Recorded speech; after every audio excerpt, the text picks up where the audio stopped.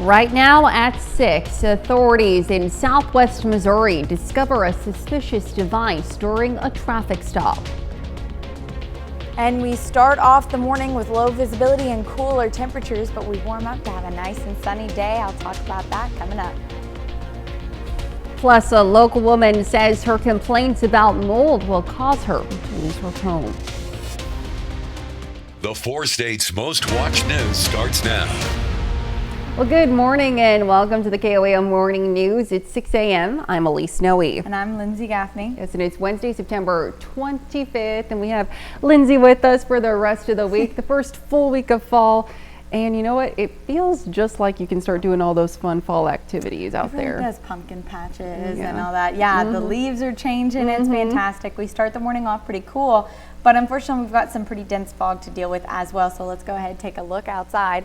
Temperatures right now in the low 50s, and out in the Joplin area, about 6 miles visibility, so not so bad, but out in the surrounding counties, visibility could get low as half a mile, even less. And that's going to be mostly in the Kansas and Oklahoma side. So Miami, Welsh, Veneta, Nowata, all those main cities out in Oklahoma, less than a mile, half a mile visibility. Oswego, Pittsburgh, Girard, Iola, even all the way up north of Yates Center, Independence, and Parsons.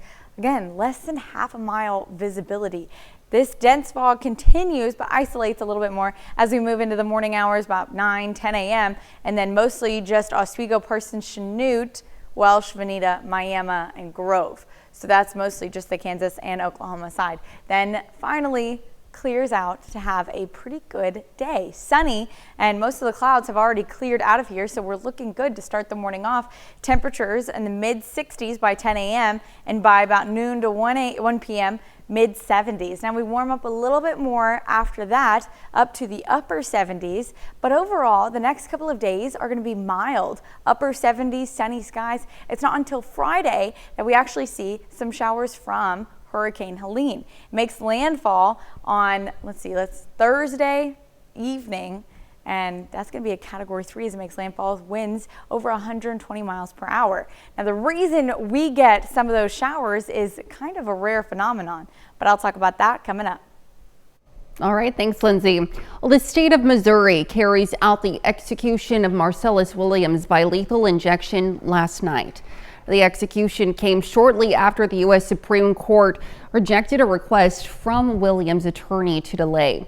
Now, Williams has maintained his innocence in the 1998 stabbing death of Felicia Gale in St. Louis. He was pronounced dead at 6:10 yesterday evening. Now, earlier efforts to halt the execution were denied by the Missouri Supreme Court and Republican Governor Mike Parson. Now, dozens gathered at the Missouri State Capitol Rotunda to protest yesterday's evening's execution. How do we teach that killing is wrong by killing? I'm a volunteer at the Jefferson City Correction Center, the prison, and the men I know out there are human beings. Killing them as a result of things they've done in the past, they don't deserve that. We're better than that as a state. Marcellus Williams' execution is the third in Missouri this year and among 5 taking place nationwide across a 7-day span. Barton County, Missouri deputies discovered a suspicious device during a traffic stop.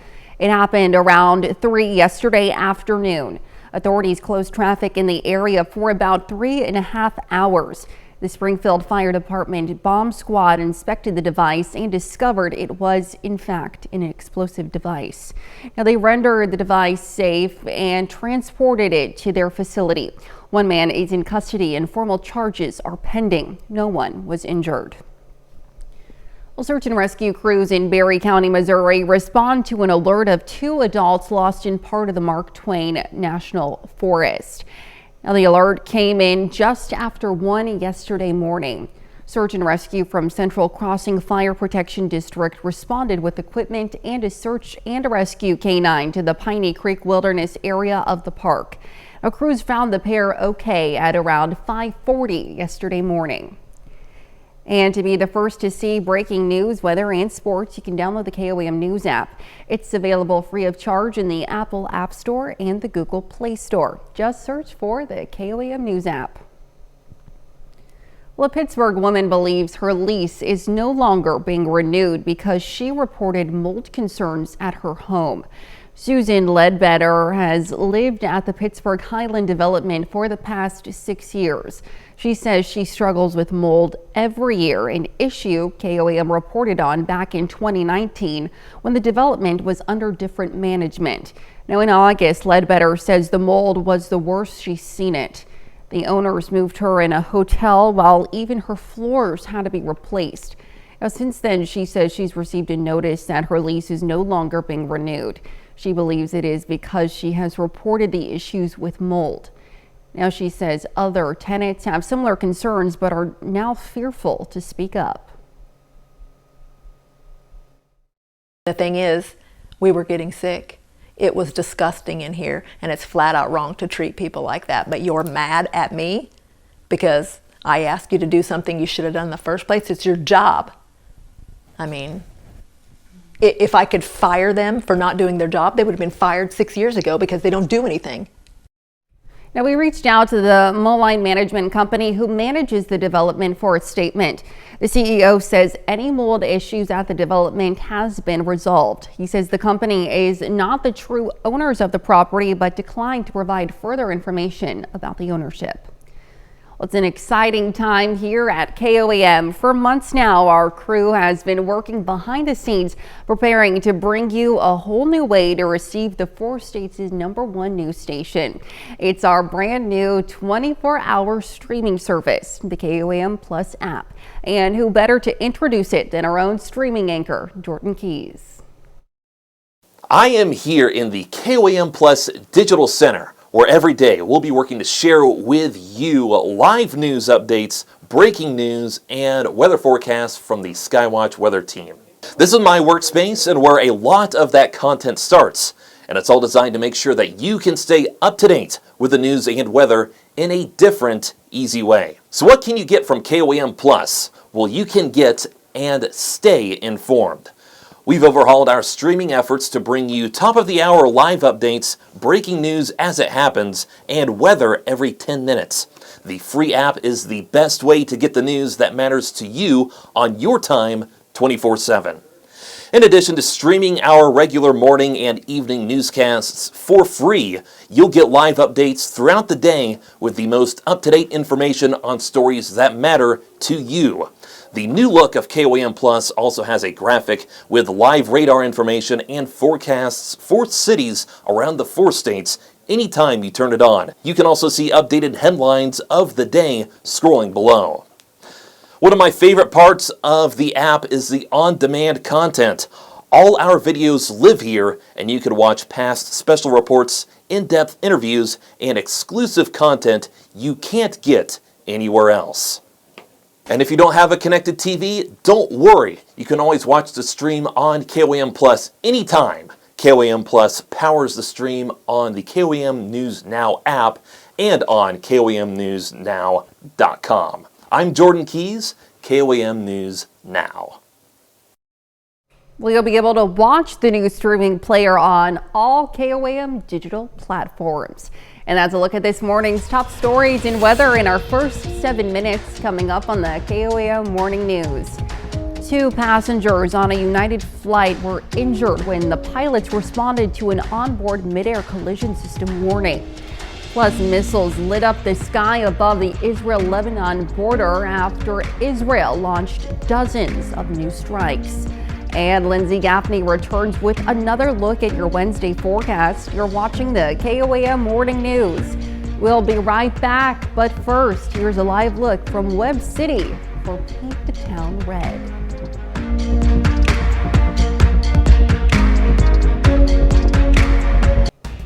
Topping Nation Watch this morning.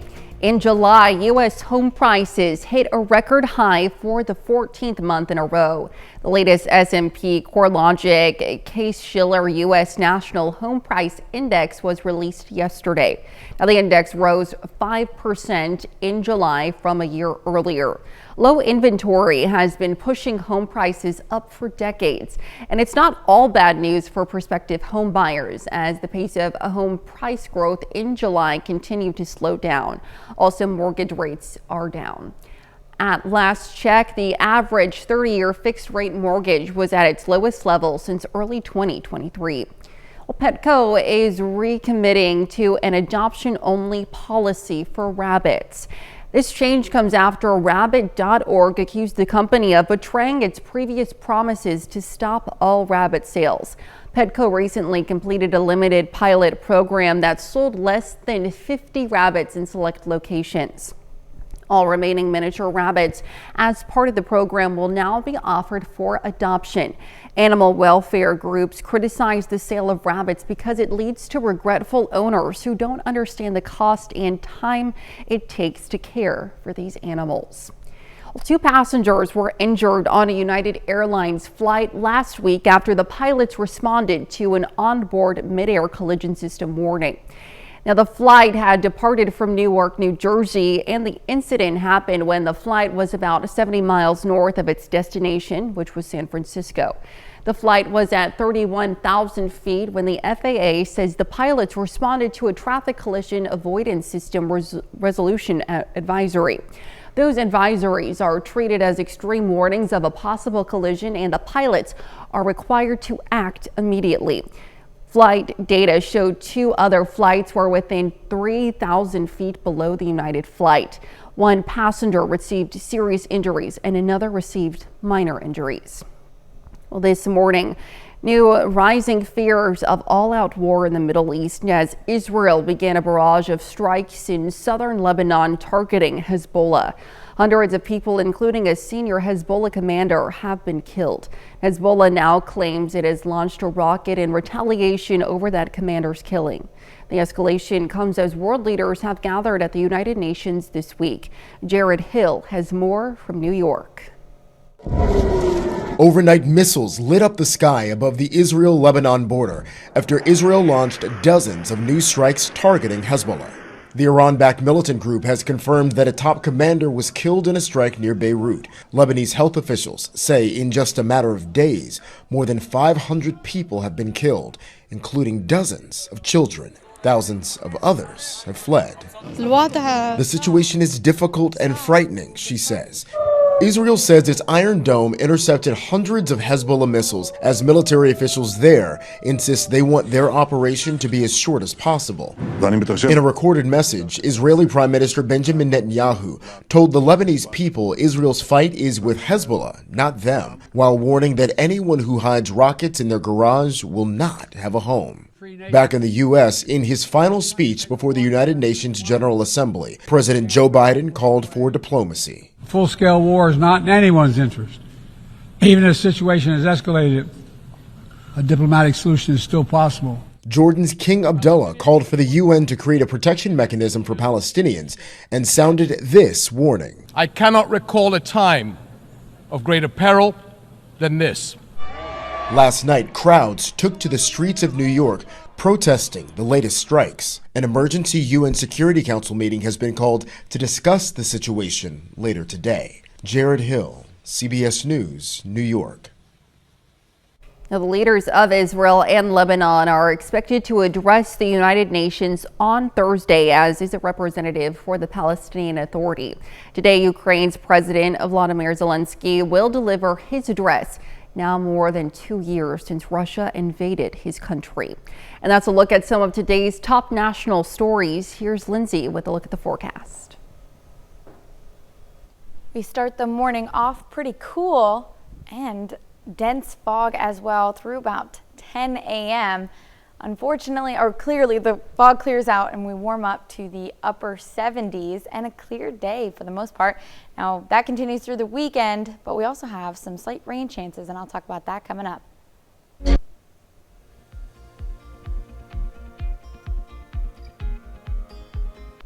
A 12-year-old girl in Utah is seeing the fruits of her efforts for a new playground.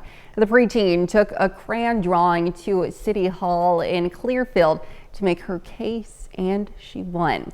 Mike Anderson has more. You might say this is a big day. It feels amazing. A day when a community comes out to see a finished project, the work of a now 12-year-old. It's crazy. A year ago, Rosalie Olson started a journey that began from a simple question, a complaint really, after she saw the designs for this playground near her home. And Rosalie's first response to that was, that'll be really hard for my sisters to play on, because it was a lot of rope climbers and things like that, which for a 2 to 5 year old is a lot trickier. Eric Howes is Clearfield City's Community Services Director. He says Olson came with concerns and her own plan in crayon. And that can be scary. I don't think most of us like to work with government agencies too much. It was already too late to change the local playground, but why not loop her in on another one? So Olson made more drawings, more specifications.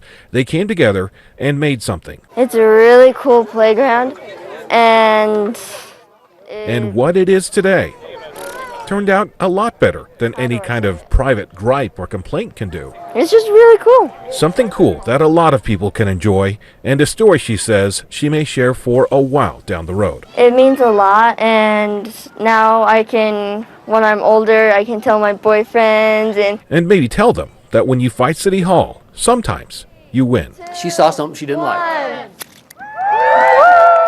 And rather than just complaining and writing a nasty social media post, she said, I'm going to do something. And she did. The new playground is at Bicentennial Park and is located north of Clearfield High School. Now here's Lindsay with a quick look at your forecast. We've got some dense fog in the area until about 9-10 a.m. Outside of that, we're going to have a mostly clear day. You can see most of the clouds have cleared out of here. We don't have any rain in the forecast for the next couple of days, and we're warming up to the upper 70s today and tomorrow. We do have rain chances in the forecast, and I'll talk about that coming up.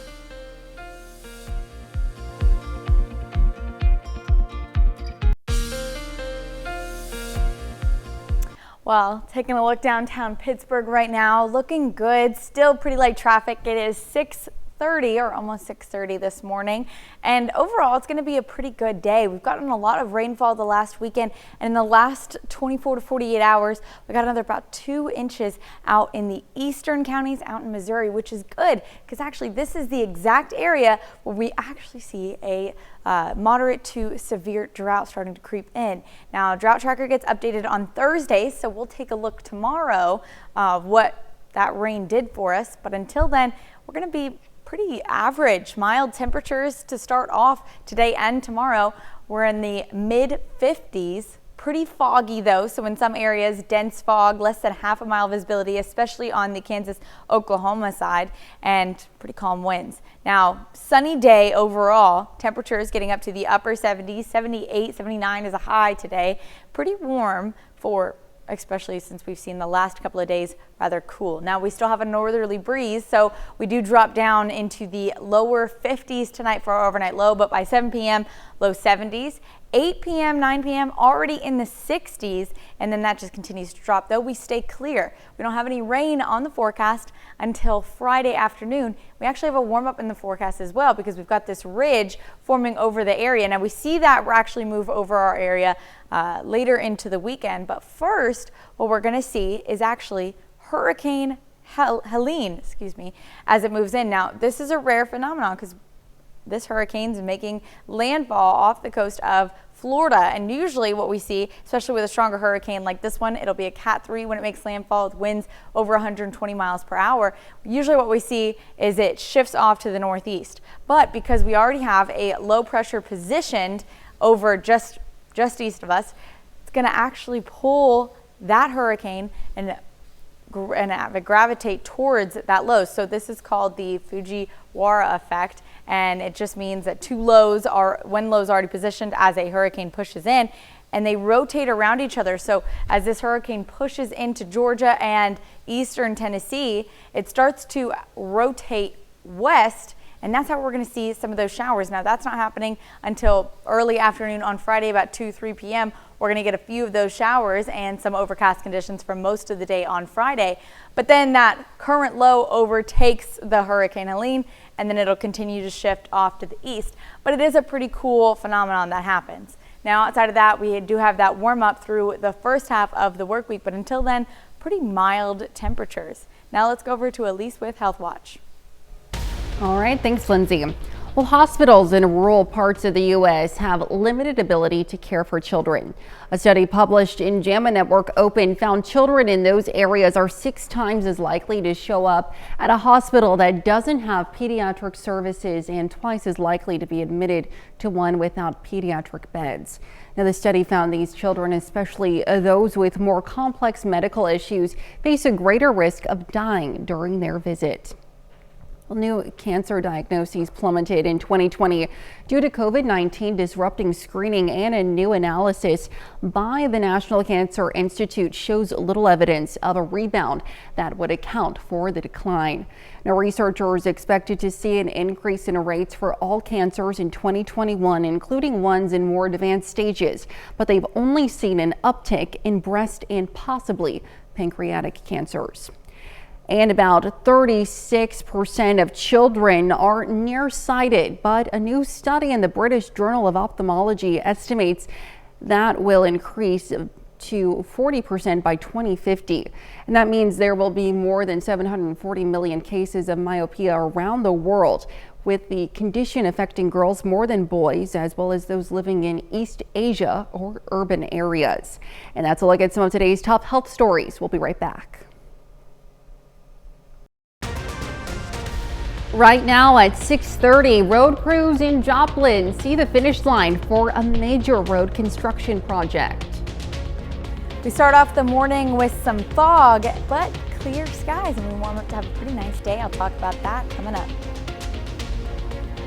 Plus, a class in Oklahoma looks to preserve the Quapaw language for future generations. The 4 states' most watched news starts now. Well, good morning and welcome to the KOAM Morning News. It's 6:30. I'm Elise Noe. And I'm Lindsay Gaffney. And you know, the day started out, at least when I came in, super foggy out there, like unbelievably foggy. It was a pretty scary drive in, especially, coming in on the back roads. It's dark outside. Oh, yeah. It was a little rough, run into some critters. Luckily, they were all okay, so yes. All good. But the fog does continue through most of the morning hours. Let's go ahead and take a look outside. Temperatures are pretty cool, and we've got a gorgeous little sunrise going on right now because we've got clear skies. So outside of the fog, today's going to be a pretty nice day. Now, current conditions, 53 out in Joplin, but low to mid 50s across the area. Decent visibility in the Joplin area, but out in Kansas and Oklahoma, that's where we're going to start to see that fog building up, and that continues through most of the morning. Now, it does clear out, but until then, we're going to have less than half a mile of visibility in some places like Lamar, Girard, Parsons, Chanute, Iola, even as far north as Yates Center, Oswego, Pittsburgh, Independence, Nowata, Welsh, Miami, and Veneta. Now, the rest of the areas may not see any fog at all. That'd be Neosho, Cassville, even near Bentonville, but that fog does isolate as we get into about 9 to 10 a.m. to mostly just a couple of counties out in Kansas and Oklahoma. Keep an eye out on that because it could be some dangerous driving conditions, but it does clear out and we're going to have a pretty nice day today. Clouds have cleared out. We don't have any rain in the forecast for the next couple of days, and overall temperatures are rather mild, starting off by 10 a.m. mid 60s, again sunny all day long, and then we get to 1 p.m. mid 70s. Now we warm up to about 77, 78, 79 degrees today, so a little bit warmer than we've seen the last couple of days, but overall not so bad. Now, like I said, we don't have rain chances for the next couple of days, but moving into Friday afternoon, we're going to see actually Hurricane Helene as it makes landfall. This is going to be Thursday night. It makes landfall as a Category 3 with winds over 120 miles per hour. Now, it's a rare phenomenon, but something happens that brings the hurricane actually out to the Midwest, and we see a few showers Friday afternoon, but I'll talk about that coming up. All right, see you soon. Well, a major piece of road work appears to be nearing a finish line. Crews have been busy widening Connecticut Avenue in Joplin from 2 lanes to 5 with walking paths on both sides from 32nd to 38th Street. Now, the project stems from the passage of the capital improvement sales tax passed by voters in 2004 and renewed in 2014 and this year. A completion of the project is expected by mid-November. Teachers at Joplin's McKinley Elementary School will find it a little easier to build school supplies thanks to a donation. Now, the school gets a $3,000 check from the Subaru Loves Learning Initiative, courtesy of Frank Fletcher Subaru. Now, the money will be shared among teachers to spend on supplies from select vendors associated with the program. Subaru in general is just really big on community work, so we just want to be as much involved with our community as possible, and this is another way to do it. Another $3,000 gift will go toward a software system in place at McKinley that helps staff and students stay safe during arrival and departure times. Well, the KOAM language department kicked off their language classes yesterday. Now, the instructor will begin teaching about pronunciation as a foundation for the class. The goal of the class is to promote cultural preservation. Organizers hope to pass down the KOAM language so future generations can feel more connected to their culture. It's the ultimate vessel of our culture. I mean, you know, things come and go, all the things around you will eventually deteriorate, but as long as, I mean, the oral tradition is like one of the oldest things in human history. KOAM is considered a dormant language, so no one speaks it fluently, and one of the goals of the classes is to build towards fluency. When life gives you lemons, you make lemonade, right? Well, that's what 12 students were making and selling at the Girard Farmers Market yesterday afternoon. The students are a part of an entrepreneurship program that started with lessons about the process of getting a bank loan and ends with hopefully a profit for each of them at their own lemonade stand. The money that they make today for Lemonade Day is going to go to pay back their loan. So we walked them through what it means to take out a loan through a bank, and they each took $25 loans out. So they'll go back and they'll pay that back to the bank, and then everything else that they get is theirs. Lemonade Day is a program that more than 1.5 million children in 3 countries have participated in. The profit generated by the Lemonade Day is more than $270 million. And that's a look at our top news stories coming up this half hour on the KOAM Morning News. The House and Senate appear ready to prevent a government shutdown ahead of next week's deadline. And we have a nice and sunny day today. We'll have what to expect with Lindsay Gaffney in the Skywatch Weather Center. You're watching the KOAM Morning News. We'll be right back, but first, here's a live look from Webb City for Paint the Town Red.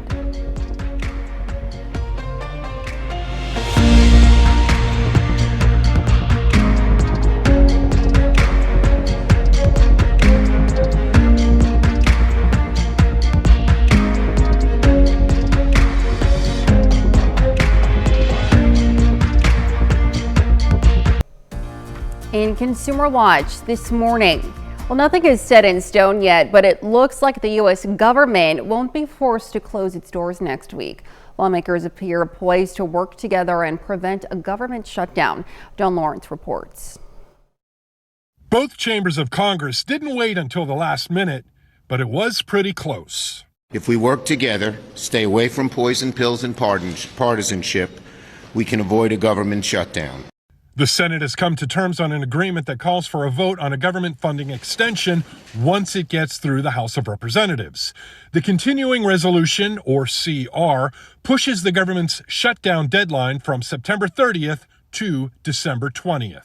Look, there's no way politically a government shutdown on the eve of an election is good for you.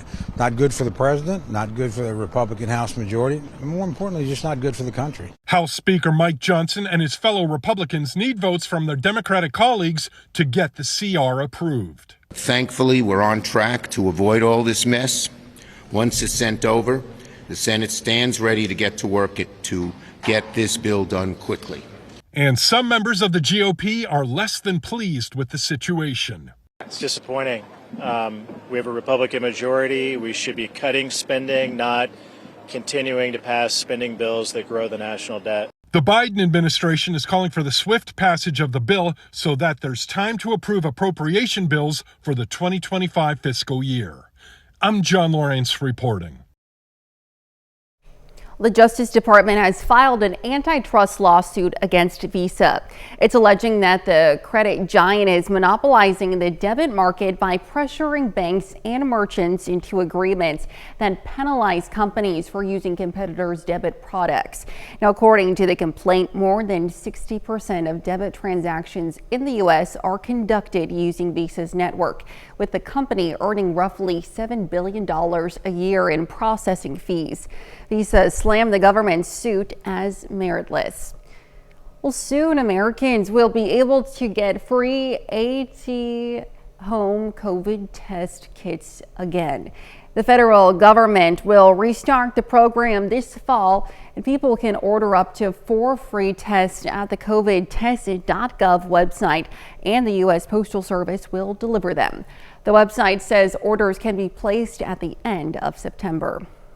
And more than half of all working Americans say they're behind where they should be in retirement savings, according to a new Bankrate survey. Around 35% of respondents said they are significantly behind where they should be. Many workers said they would need at least $1 million in their savings to retire comfortably. And that's it for Consumer Watch. Here's Lindsay with another look at your forecast. Well, overall, it's going to be a pretty nice morning. We do still have that fog that we're dealing with, especially on some of the remote roads out there in Kansas and Oklahoma. So when you're getting ready to start your day, visibility could be down less than half a mile in some areas. Now, other than that, we can see it's a clear sky, great looking morning. Temperatures are in the mid 50s to start the day. We've already gotten a lot of rainfall this last weekend. In the last 24 to 48 hours, about another inch and a half to 2 inches of rain, especially on the Missouri side. Now, that's perfect because that is exactly where we're seeing that moderate to severe drought exactly in this area. Now, Drought Tracker gets updated on Thursdays, so we'll know more tomorrow about how much the rainfall affected our drought conditions in our 4 states region. But outside of that, today and tomorrow, clear skies, looking fantastic. Temperatures in the mid to upper 70s for our highs, and sunny today and tomorrow as well. It's going to be a pretty good looking day and into the early half of the weekend. Now, we do have some rain chances, but I'll talk about that coming up. Now it's almost time to celebrate birthdays and anniversaries. They're up after the break, but first let's see what's happening on CBS Mornings. I'm Nate Burleson. Coming up on CBS Mornings, meet a chef who originally wanted no part of the restaurant business, but now is one of Food & Wine's best new chefs. Plus, Grammy-nominated country music star Mickey Guyton will be here to talk about her new album. That's coming up on CBS Mornings. Well, it's time for some Wednesday birthdays here in the 4 states, starting out with Tommy Roberts celebrating birthday number 4. It says here, happy birthday from Mommy, Daddy, Nana Yaya, your aunts, uncles, and cousins. And we've got Macy Fosdick from Jasper, Missouri, celebrating her 10th birthday, double digits. That's awesome. And a happy 12th birthday to Coy Vins. It says here, happy birthday from Mom, Dad, crew, Key, Mac. We love you. Have a great day. And out in Lamar, Missouri, 17th birthday for Wyatt Blackford. Happy 17th birthday, Wyatt. And over in Chanute, a happy 22nd birthday to Garrett Allman.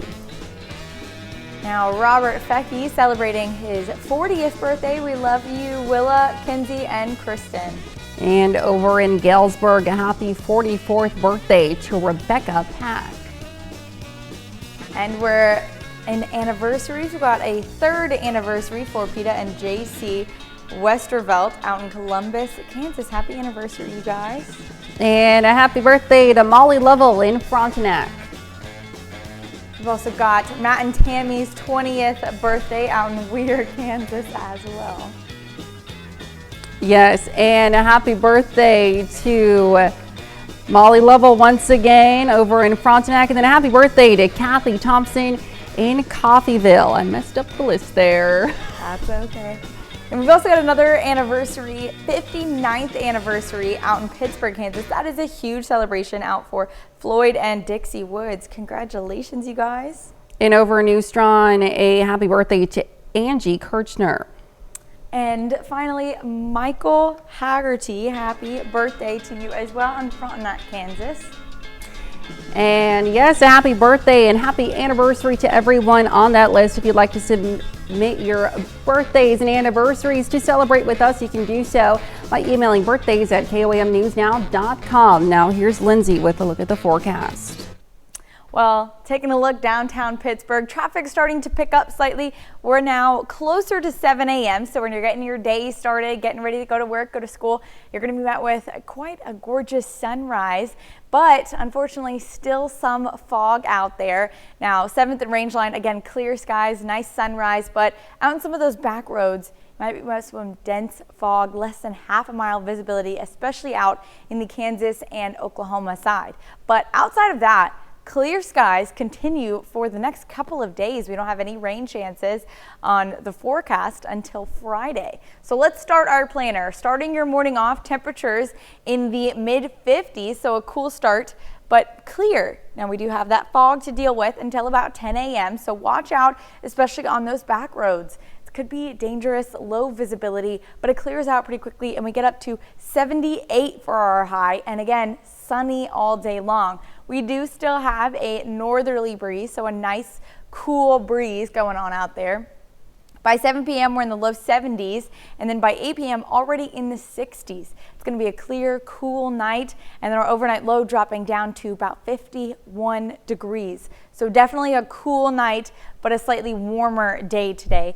Now, over the next couple of days and into the weekend, we're going to deal with a warm up, and we've got this ridge that's forming over our area, bringing in high pressure and warmer air. Now, it's still going to be a northerly breeze, but we are going to warm up at least to the low 80s through the weekend. But that gets held off slightly. We've got this low pressure here, and then we've also got Hurricane Helene making landfall Thursday evening. This is Thursday afternoon, so it hasn't quite made landfall yet, but it turns into a Category 3 with winds over 120 miles per hour as it makes landfall. Now, the interesting thing about what's going on is we get some rain showers from Hurricane Helene, which is interesting because obviously this hurricane is off the coast of Florida, and usually what happens, especially with a stronger hurricane like this, is it moves to the northeast. It continues up the coast and eventually shifts off back out into the ocean. But what we've got, since we already have this low pressure here, those two interact with each other. So as it moves inland, what we've got is both of these low pressure systems start to gravitate towards each other, actually pulling the hurricane from its northeasterly path to the west, actually bringing us some showers out into the Midwest. Now, this is what we call the Fujiwara effect, and it's a rare phenomenon, doesn't normally happen, because normally low pressure systems tend to repel each other, but in this instance they actually rotate around each other, pulling this hurricane out to the Midwest. Now eventually what we see after we receive a few showers, this is going to be Friday afternoon around 2-3 p.m. You can see just, at least on our Missouri side, a few of those showers start to push in, not heavy rain, but what happens is the low pressure that was already positioned overtakes the hurricane, and then it'll eventually just push back out to the east. But before that happens, we do get a few showers from it, which is a nice change of pace because we do have just mostly clear skies outside of that. Mild temperatures, but like I said, we do have that warm up. So after the low pressure overtakes the hurricane, it pushes off to the east, and then we go back to our warm up at least through the early half of next week into the low 80s. That's a look at your forecast. But coming up when KOAM Morning News switches on over to Fox 14, we'll hear how a miraculous reunion as a cat makes a 800-mile journey home. Well, here's a check of today's top headlines, the news you need to know before you head out the door. Martin County, Missouri deputies discovered a suspicious device during a traffic stop yesterday afternoon. Now, traffic was shut down for about 3.5 hours. The Springfield Fire Department bomb squad inspected the device and discovered it was, in fact, an explosive device. Now, they rendered the device safe and transported it to their facility.